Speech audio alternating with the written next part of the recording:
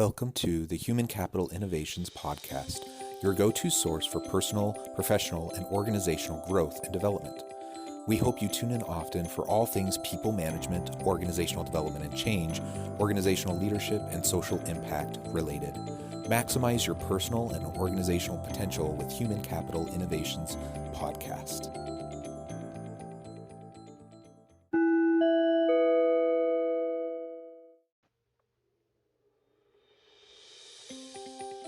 Welcome to the Human Capital Innovations Podcast.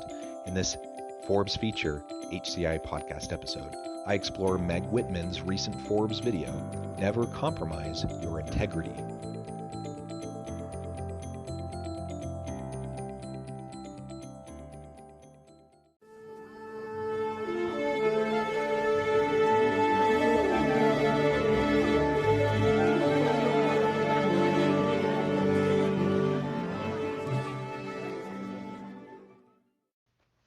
Welcome back to the Human Capital Innovations Podcast. It's great to be with you again today for this Forbes feature HCI podcast episode. Today I'll be exploring the recent Forbes video, Never Compromise Your Integrity, with Meg Whitman. To celebrate the 100th anniversary of Forbes, they sat down with the 100 greatest living business minds, including Meg Whitman, CEO of Hewlett-Packard. So you'll hear a little bit about her thinking around integrity and the importance of it in the workplace. Thanks for joining me, and I'll catch you after this clip. This will sound a little bit like motherhood and apple pie, but do something that you love with people who you like and respect. Listen, we spend a lot of time with people at work, maybe more time than we do with our family. So important to like the company, like the product, think that it makes a difference and that you enjoy the people. This first clip isn't specifically about integrity, but I think it is very valuable advice. Ultimately, we spend so much time at work with the people at work that we need to do something that we love, that we're passionate about, and with people that we care about. We need to work with an organization that has values that align with our values and vice versa. And ultimately, there may not always be a perfect fit, but we need to feel good about what we're doing each and every day. We have to find fulfillment. We have to find meaning and purpose, and there has to be alignment. If we hate our boss, if we hate our coworkers, we're not going to have a sustainable workplace environment. We're not going to excel. We're not going to succeed, and ultimately we're going to stagnate, burn out, and not have the type of success that we otherwise could if we found ourselves in a more empowering kind of a situation. So first and foremost, have the courage to align yourself with organizations that fit with your values. This may mean that you need to be a little choosy, that you don't take the first job that's offered to you, and that you need to be willing to walk away if and when things shift enough at your current employer, whether the alignment isn't there anymore. The other thing I would say is if you are ever asked to compromise your integrity, run, do not walk for the exits. Because in the end, the only thing you really have is your reputation. And ask yourself the question when faced with a challenge is, what's the right thing to do? And this is a very interesting thing because across cultures, the right thing to do could be quite different. And what I found both here and at eBay is if you say to a team, what would your mother say? If your mother was sitting in this room, or your wife, or your loved one, or your significant other, someone you really care about, what they think about you, and they watched this decision-making process, what would they say? And that will tell you everything you need to know. Because mothers work across all cultures. Everyone cares about what their mother thinks. Then the other thing is, how would you feel if it was on the front page or the cover story in Forbes magazine? How would you feel about that? So that can also be a good way to get people grounded on what's the right thing to do. And then be fast, be brave, be courageous, and make sure you figure out who the right partners are, because you can never do everything on your own. In the second clip of this short video, this is where she's really getting into her advice around personal integrity.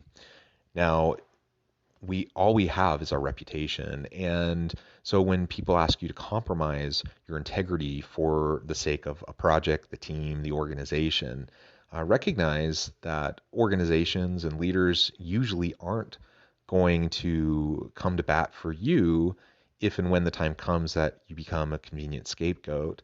And so there's not a lot of protection in sacrificing your personal integrity Just from a self-interested standpoint, you're often not protected, and it could really come back to bite you and hurt you. And so you want to protect yourself for that reason. You want to protect your personal identity, your how others perceive you, and all you really have is your reputation. So you need to really fight to protect it. She poses a couple options of how you can check yourself and make sure that you're staying true to your values, and really upholding, the importance of honesty and integrity in the decisions that you make. We need to think about, can we sleep at night? Can we look ourselves in the mirror? She talks about, what would your mother think? Also, would you be okay with this being on the front page of the newspaper, on the front page of Forbes? I think these are all good reflective questions that we can ask ourselves as we're really trying to understand, and particularly the more messy the situation, the more messy and complex the ethical dilemma that we may face. It really is good to take a step back and to be able to think along these lines.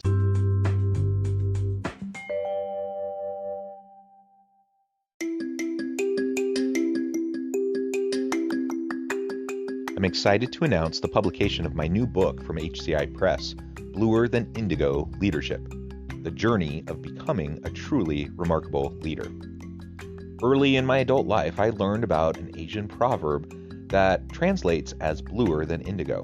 If you think about the color indigo, it is a brilliant, deep, and vibrant blue, what some would call the bluest of blues. To have something that is bluer than indigo is rare and truly remarkable. Contrary to popular myth, there is no one-size-fits-all or cookie-cutter approach to effective leadership. There's no silver bullet, no secret sauce, no go-to model that will solve all of our problems. The truth is, great leaders have all had their unique strengths and flaws, and have all had to discover and then pave their own distinctive path in their life's journey to fulfill their leadership potential. Bluer Than Indigo Leadership will help you discover your own path and explore those ordinary, everyday actions that will help you respond to an uncertain future and produce extraordinary results for individuals, teams, and organizations.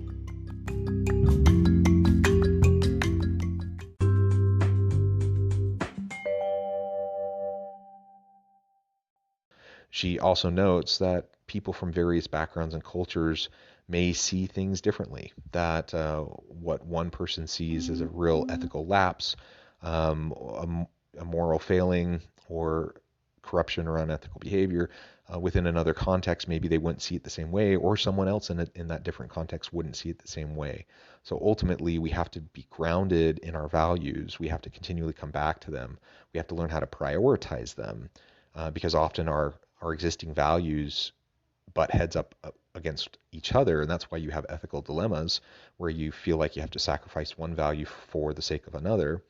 And ultimately, if we can look ourselves in the mirror at night, if we can sleep at night, if we can feel that our mother, our parents are proud of us, we can feel good about the public knowing about what we did if it was on the front page.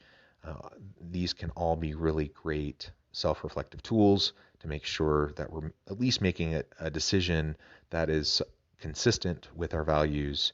And if we're that uncomfortable about what we're choosing to do, we can pause, we can take a step back, we can really think about the consequences, the unintended consequences perhaps, that could emerge, how our decisions could impact a variety of stakeholders across different areas of the organization, the community, the environment, our consumer base, whatever the case may be. As I think about ethical decision making, as I think about moral and ethical dilemmas, as I think about the real difficult situations I faced in the past, ultimately I want to feel good about the decisions I make, that at least I knew I put a lot of thought into it, that I tried my best. I'm not going to always get it right. I'm not going to be perfect. Sometimes my biases will float to the top and will unduly influence my decisions, even without me being fully aware of it because of implicit bias. But if I'm thoughtful, if I'm self-reflective, if I take the time to pause and to think and to consider, more often than not, I'm going to get it right.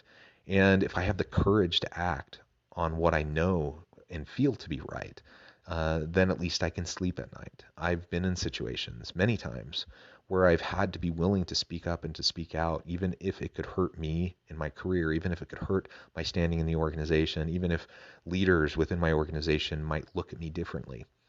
But you know what? At the end of the day, I'm comfortable with myself. I know that I made the right decision, and I know that I stood up for those and used my privilege and my voice for those who are voiceless, those who are powerless.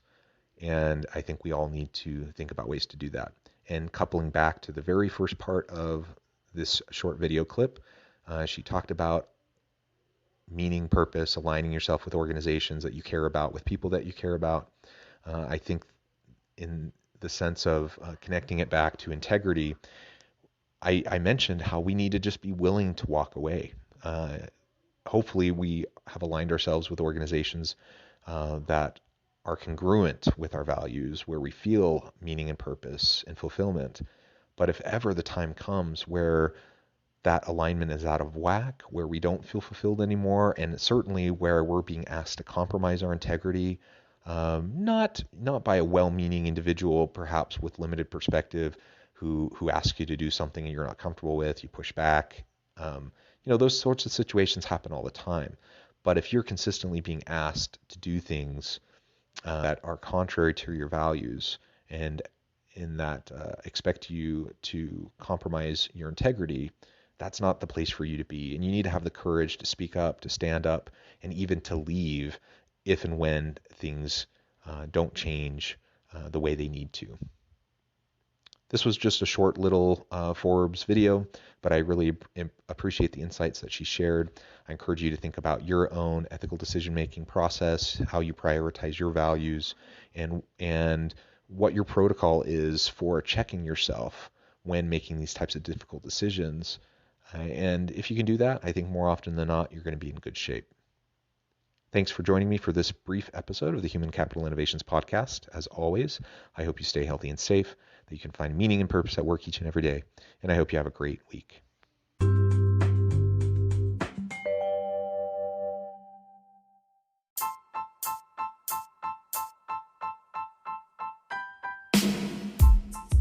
The alchemy of truly remarkable leadership.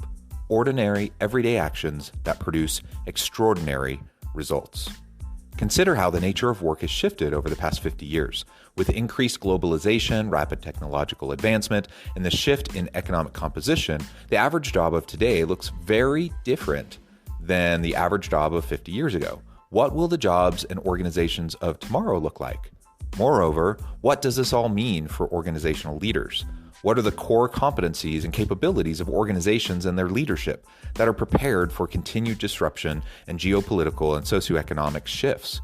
Regardless of what the future holds, increasingly, leaders need to be socially minded, data-driven, decisive, champions of talent, and disruptors of the traditional notions of leadership, teams, organizations, and work. The alchemy of truly remarkable leadership will help you to explore your own leadership competencies and capabilities and consider ways to apply and implement them into your workplace and personal life.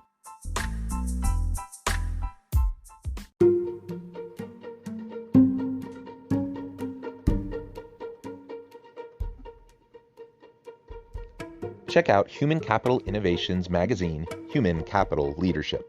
Human Capital Leadership is a free, interactive e-magazine with the mission to help individuals, leaders, and organizations find innovative approaches to maximize their human capital potential. We publish issues quarterly in August, November, February, and May. Take a look at the latest issue and let us know what you think.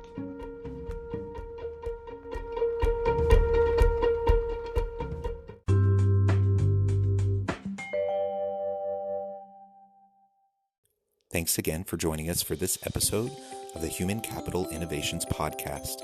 I hope you stay healthy and safe and that you have a great week.